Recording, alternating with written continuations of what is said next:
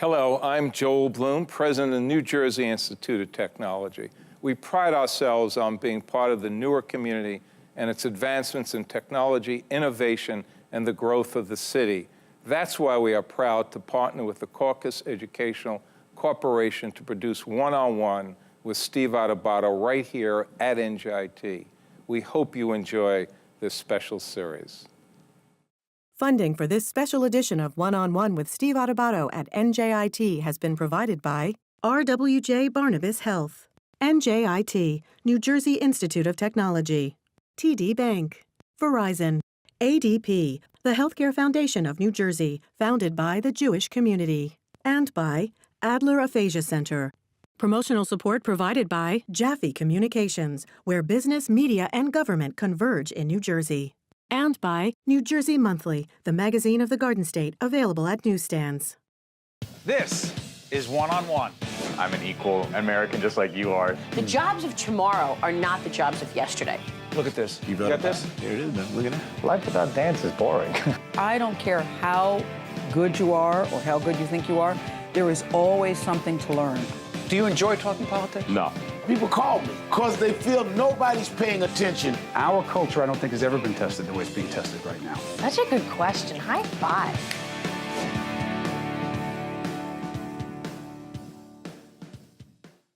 Hi, this is Steve Adubato coming to you from the campus of NJIT. That's the New Jersey Institute of Technology. Why are we here? This is, in fact, the Voice Summit, sponsored by Amazon Alexa. You've got about 2,500 folks from all over the country, programmers, people involved in something called artificial intelligence, all about voice. What does voice mean in our lives today? What could and what will voice mean in our lives tomorrow? That's what the people are here talking about at NJIT at this Voice Summit. We'll be interviewing those folks and bringing everything you've ever wanted and needed to know about voice to you right now. We're joined by Ha-Hoa Hamano, who is Senior Product Manager, Platforms at NPR, otherwise known as? National Public Radio. What a great operation, by the way, our brothers and sisters at NPR. We are proud to be on the public television side. Now, I know on our side, we think a lot about voice. We think a lot about what's going on at a conference like this. What are you doing over at NPR?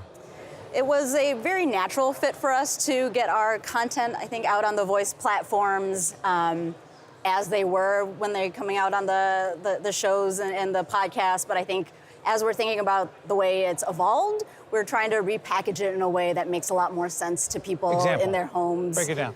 In the morning, you know, we have the new Up First podcast. That's something that's going to break it down for you in 10 minutes, a little bit longer than kind of the 3-minute briefing that was there when the device was first launched. And so some people want that fuller story, a little bit more context, a little more background. Some people don't have that time, and so they just want that 3-minute update in the morning. And so we think about those types of packaging and storytelling throughout the day as well. In the evening, if you want to just kind of lean back and enjoy a little less news, we'll play different kinds of podcasts and other stories for you. So, but it's interesting, at a conference like this, by the way, are you speaking at the conference? I am, tomorrow. On the subject of? How we innovate and how we think about these problems and how we're going to think about doing more experiences in the future. Is a lot of it based on research? Meaning, I know in public television, we're constantly doing research. Our teams are asking those who are supporters of public broadcasting and those who may not be, or those who are on the fence, yeah. What do you want? What do you need? Right. What do you care about? You doing the same thing? We do. We partner with Edison Research to do some ethnographic and home studies about how people are just in their homes, in their natural element. What are they doing in the morning, in the evenings? How is this fitting into their lives? And so that we're not just... Or not. Very true. You know, we know that a lot of music and a lot of facts and some of these other things, turning on the lights, you know, these are some of the things that these devices are known for and are natural. But then, you know, how do we fit in when you are just curious about something that you heard from a friend? You know, I heard that there's this event downtown. What more information can I get from it? And by asking your speaker, you know, how do we fill that void for them in those cases as well? And so, let's talk about the other kind of content. Mm-hmm. So, to fully disclose, some of our programming that we produce at our production company in partnership with public broadcasting and our friends at Fios as well on the commercial side, airs on the New York-based NPR station, WNYC, as well as WBGO here in Newark. Is part of this about taking a half-hour program or taking this interview, however long it is, 6, 7, 8 minutes, and then saying, all right, how do we repurpose it in a fashion that is more consumable for certain people at certain times if they don't know if they want to hear the whole thing? Am I making too much of that? No, that does make sense. And I think that was the initial approach. You know, sometimes we will put just live streams there, just how you could access it normally in your day.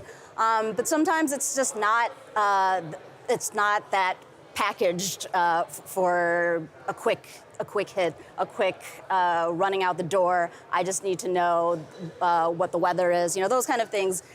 It's not natural to just chop up that piece where you're doing it's that introduction. You want to give it a little bit more context, and so we do think about it in ways where it's made specifically for those moments. Well, what's so interesting you're saying this because our president at WNET, Neil Shapiro, who you know very well, who works with your CEO, Ms. Walker, which is interesting, in New York. In New York. Yeah, I forgot we were talking about a national operation. But Laura and Neil talk about this and others. I'm curious about this. What we always say is that we're the ones who provide context. We're the ones who provide analysis. We're the ones, if you want to go deeper. And then I'm thinking, wait a minute. But if we're then taking that and giving you, I hate saying the Reader's Digest version because it makes you really old on my end.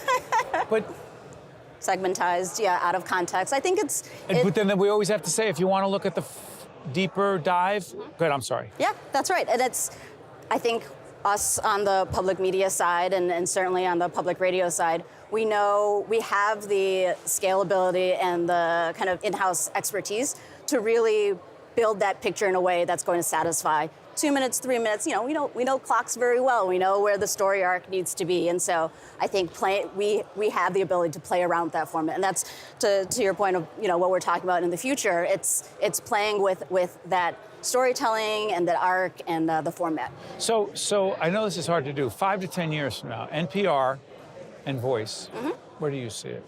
I think it's we all know here it's about the conversation. I think right now and in very early days it was about a little bit of call and response, play me the news, play me this segment, and it's very much here we'll hand you this thing to play. But really, when you're listening to it, you have questions about it. What else does that mean? Define that for me. Give me something else that tells a deeper story on it. And I think that's where we want to go, is that to be able for you to have a conversation and really connect to our content in a way that's not just play this thing. So this is fascinating. We had a guest on before who was talking about this and saying that I asked, okay, because he was talking about interacting more and engaging more in content. That's right. That's what you're talking about. Yeah. So I was thinking, okay, someone's watching this. Someone's listening to this on the radio, on the New York and New Jersey affiliates of NPR. Is there a way for people to interact and, dare I use the word, engage in that conversation where they're not just listening to me ask questions, you give an answer, but they can participate? Sure, we can... Via voice, that's doable? It's doable. It's in the very near future. I think right now what we have with some of our interactive skills, we can say, you can play a piece that was, from Morning Edition, you say, oh, I like that piece. Tell NPR I like that piece. But mostly it's tap right now. It's mostly online. They see the story and they're expressing their views, and there's a thread. Yeah. You can do a voice as well. You can do it via voice, and it sends it, and the next time we play, we know you liked kind of international stories. We know you liked food stories, so we'll play you more food stories. Again, it's still a little bit disconnected because you're sending us kind of these like thumbs ups and thumbs downs, and we'll play it later. And that's not a lot of context. But that's not... Like or don't like. We're looking for more than that, aren't we? To talk about it, to say, I have a question about this very specific piece. Tell me a little bit more about that. That's the real conversation. And Steve, that was fine, but I wanted to know more about X. Why didn't you ask this? By the way, let's do this right now. What didn't I ask you that I should have asked you? I think, outside of the home, where else does it make sense? A lot here, when you think about NPR, it's in the car. And for us, it's, moving, again, from the car to the home to the office. That's where we want to be. Is for seamless? Yeah. So it doesn't... Absolutely. Does it matter where Maybe. For some, it might. So for some that just want to be able to speak to their boss, they just want something very short and a lot of topics to cover. Others who just, at the end of the day, come home, they're like, let me lean back and listen to just one thing. So different parts of the day, we want to. What fascinating work. Yep. I cannot thank you enough, and we wish our colleagues and friends at NPR nothing but the best. Thank you. Thanks for joining us. Thank you. We'll be right back right after this. To watch more One-on-One with Steve Adubato, find us online and follow us on social media. Welcome to Kids Court, where everything unfair is finally brought to justice. All rise for the Honorable Judge Lexi. Do you want to settle a case or hear about previous trials? Settle a case. Prosecutor, please tell the court what happened. I read my diary. Kids Court was created for cases like this. Is the defendant present or absent? Present. Defendant, you're in trouble. What do you plead? Say guilty if you did it, or not guilty if you didn't. Not guilty. Check out all this activity behind me. We're at the New Jersey Institute of Technology. This is the Voice Summit sponsored by Amazon Alexa. Right here is a young lady who understands kids. She understands disputes. She understands technology and how voice technology can help determine who's right and who's wrong and settle disputes. And she is Adva Levin, who is founder of Pretzel Labs, which is? Pretzel Labs is a game design company that creates voice interactions for kids. Okay. How'd you get into this whole thing? That's a good question. I got an Alexa, and I actually thought of it like it was a person. And I started thinking, what can we achieve, like as a family or in schools, if we had this extra person in the house that is objective, it's a computer, and it can sort of be, like whatever we tell it to be, and how would we use an extra person in the house? So, is that where, by the way, this some of the technology you have at home? We ask Alexa all kinds of things, right? Yeah. But this is Judge Lexi. Who is Judge Lexi? Judge Lexi is an Alexa-based judge that settles kids' fights. So if your kids are fighting over something, you can just send them to Kids Court, which is the name of the app. I'm sorry, Kids Court? Kids Court, yeah. So, okay, you get them together. Yeah. I have a 14 and a 15-year-old. We have a 14 and a 15-year-old who fight over all kinds of things. Who thinks that one stole the baseball bat in the other one's room? Who's taller? But that's not, it's got to be a real dispute. When it comes to kids, is it a game for kids? It's a game. It's not meant to make like real decisions on who's guilty or not. It's not an arbiter of truth and accuracy. Not at all. The whole thing is, it's meant to teach them about the legal system. So it like introduces the terms of a prosecutor, a defendant, witnesses, evidence. And it takes them through the process in a very playful way. Please tell the court about your evidence. She broke it. Well done. That's all for the prosecution. Defendant, is there a witness you'd like to call? Yes. Oli. Witness, is the defendant guilty or innocent? Guilty. Mamma mia, you gotta choose those witnesses more carefully. And then they just get like really silly verdicts, which I have kids suggesting online.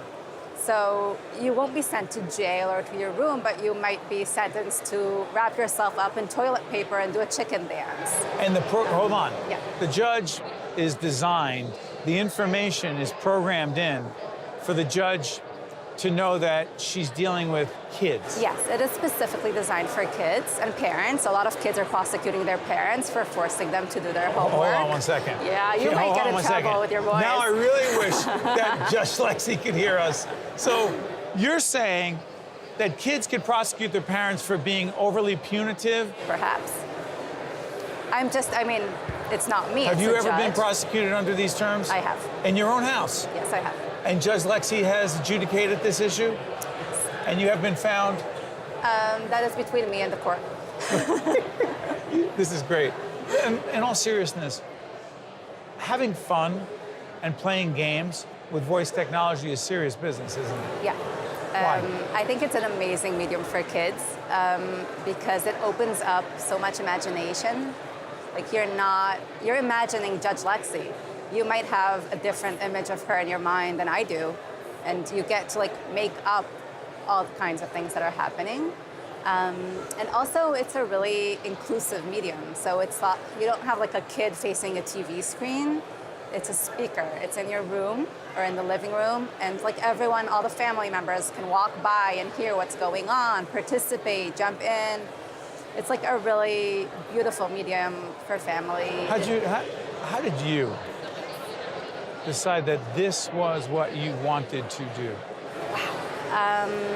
So my background is in writing and in game design, and I think it's a really great medium for people that deal with words. It just brings back strength to word choice, characters, all things that are really like interactive verbal experiences. So, You're a word person. Yeah. It's so interesting. People think, oh, technology, words have no place. They couldn't be more wrong. They couldn't, I mean, check out this room behind us. I would imagine there are people here from all backgrounds. I'm not a developer myself. I don't code. You're not a developer? I'm not a developer. That's interesting. I bet people were thinking, well, she's got to be a developer. You're not a developer. I'm not a developer. But you love what you do. I love it. I think it's the most amazing. Give me the next 3 to 5 years in this industry. What happens? Wow. I think we'll be seeing a lot more multimodal devices. So it will be voice combined with screens, or not screens, but like AR images of some sort. Everything will be way more personalized. So perhaps Alexa will talk to you differently than she will talk to me because she will know you better. And I assume it will be like all around us in somewhere. Like we will have Alexa or some device we interact with at home, in the car, on our glasses. I don't even know. But fascinating. I want to thank you for joining us. Thank you so much for having me. Well done. See you right after this. To watch more One-on-One with Steve Adubato, find us online and follow us on social media. Sina Kahen, who is in fact the co-founder and chief consultant at a place called VACE. Indeed. Which stands for? Voice and AI. Trying to put the AI in voice. Look at you just say AI without even saying artificial intelligence. Break it down, by the way. We see that voice currently it's very robotic. It doesn't have much emotion, doesn't have much personability. So we're trying to add the artificial intelligence to give it a little bit more empathy than we're currently seeing on the market. Sina, do us a favor. Break down the term artificial intelligence in layperson's language. Artificial intelligence is essentially a computerized brain. So if you think of a human brain, all the certain neurons, the way that they work, the way that they get you to either think logically or think emotionally, trying to mimic that through a computer, so that we're able to have the same interactions that we're having in person, but with a computer.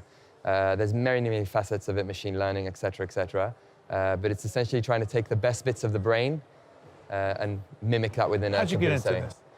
I started in biotechnology, actually. Biotechnology? I still work within biotechnology, so this is all completely new to me relative to how long I've been in biotech. So I did biomedical sciences. Looking at the product development process in biotech, we started to think what would be useful in an operating room to make the surgeon and the patient life a little bit easier. So we started looking at voice. The sterile setting of an operating room is ideal for voice technology. Is it? Because you can't touch. So if you're a surgeon, you're sterile, there's only certain things you can touch. So if you want to try and grab some notes from your nurse, you're able to actually voice activate that interaction. Then voice became commercialized through Amazon Alexa and Google Home. Started my MBA, and we realized, why don't we get a group of MBA students together, meet up with brands. Is this over in England? Indeed, yeah, in London. The MBA team is varied from Canada to California to Iran to Israel. And we're trying to help brands develop their voice strategy. And we've been doing it for about 7 months now, and it's been good. It's been very good. Why'd you come here to the Voice Summit? America seems to be a step ahead of technology whenever there's a new tech out. Is that right? Indeed. We are. Indeed. We're always, winning always, this. Always. Well, is it a competition? No, or is it we're a all part of the collaboration? same family. It's an alliance. Does the family have a name? Is it the voice family? The voice family. Yeah, but see, you said something in preparation for this. Our producers, who always do a great job, said that the way you described Vase is why do you use the first date theory? What does that mean, the first date?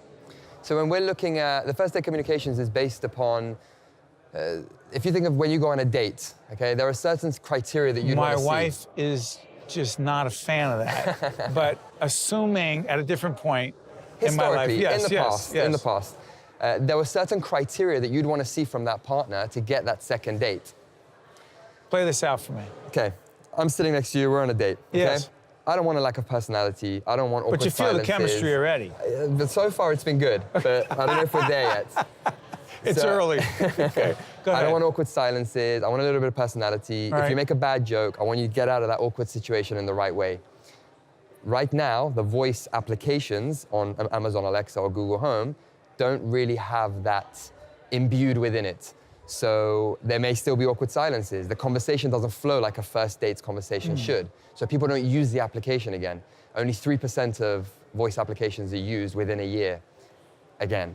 So that's a really bad retention rate. So we're trying to see, okay, what's going wrong in that first interaction that's not getting the brand the second date with the user. So we're trying to mimic first date communication in real life and taking those same principles and putting them in applications. Can you do that? You're limited. We're limited because of where technology is currently. The emotion, the sensing, the emotional... Sorry for interrupting. What about the eye contact? What about the chemistry? You really play this first date analogy out. Yeah. The stuff that isn't purely artificial intelligence. So with artificial intelligence, you've got, with all intelligences, you've got IQ and you've got EQ. Yes. IQ is the intelligence quotient, EQ is the emotional intelligence. Yes, Dr. Daniel Goleman coined that phrase. Indeed. Right now, voice is very much up to date with IQ, but not the EQ. So the eyes, we don't have that currently. We won't be able to mimic that same feeling that you get when you look in someone's eyes. But conversation is still powerful. Sure is. And within that conversation space, if you like, there's a lot of things we can pick up from how we communicate in real life and mimic that into a voice application. One of the things we're pushing on is empathy. Talk to me. Historically, when developers were developing technology, their criteria were accuracy, reliability, speed. Now we're suddenly talking about technology that's empathetic, that we trust, that we can build relationships with. So voice sits at a very good space because it's able to meet the old criteria as well as the new criteria by designing conversations or providing conversations that are empathetic.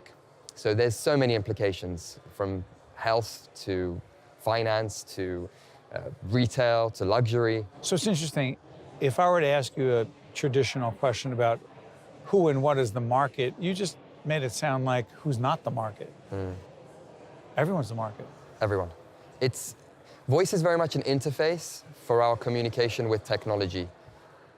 Technology is used in every industry you can imagine. So it's going to be an interface within all of those industries.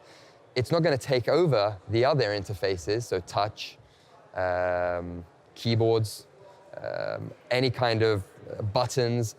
Those will still have their place. It reminds me of the microwave. Of a microwave? It reminds me of the microwave. When the microwave first came out, everyone thought, that's it. We don't need ovens. We don't need, cooking stoves. It's done. Microwave will cook everything for us. But actually, it's managed to find its space in the kitchen. It hasn't dominated. And it's not supposed to. It wasn't intended to. Voice is the same thing. It's part of a multimodality experience. It's going to be another touch point amongst other touch points. So in my car, voice clearly has a place. Absolutely. But right now, I still have a place in terms of my hands on the wheel and a whole bunch of other things I'm doing and other things going on, but voice has a place. Yes. It's not going to take over the car. Indeed, it's not. And that's why it's key that whenever developers are looking at designing voice applications, they need to see, when you're in your car, what is the journey or the experience? What are the things you do in the car, whether it's turning on the AC, turning on the engine, and for which of those steps does voice provide the least friction? For some steps. Oh, least friction. So whatever we do in life, there's levels of friction. We don't want a lot of friction on our first date either. You don't. So you want the right amount of friction. You don't want it to be too easy either. You want there to be some hoops to cross over. And right now, if you're trying to, for example, book a flight on your phone, you have to unlock your phone, you have to go to the app, you have to search for the flight. Some buttons. There's like 20 steps of friction, Yep. some button. Whereas with voice, whether you're in the car or at home or on your mobile phone, you cut through all of those levels of friction and get straight to the point. 1 or 2 levels instead of 20. That's the key. Finding those spots in the consumer journey is the key for making voice a really frictionless experience. You love what you do. I love it. Tell everyone again, it's VACE, which stands for? Voice and AI, so putting the artificial intelligence in voice technology. Sina, thank you Thank for you. joining us. Thank you very much. Thank you for coming to Newark. Thank you for coming to NJIT. And Thank you for wish you all the welcoming us. best over in London. Thank you so much. Thank you. Take care. One-on-One with Steve Adubato has been a production of the Caucus Educational Corporation, celebrating over 25 years of broadcast excellence.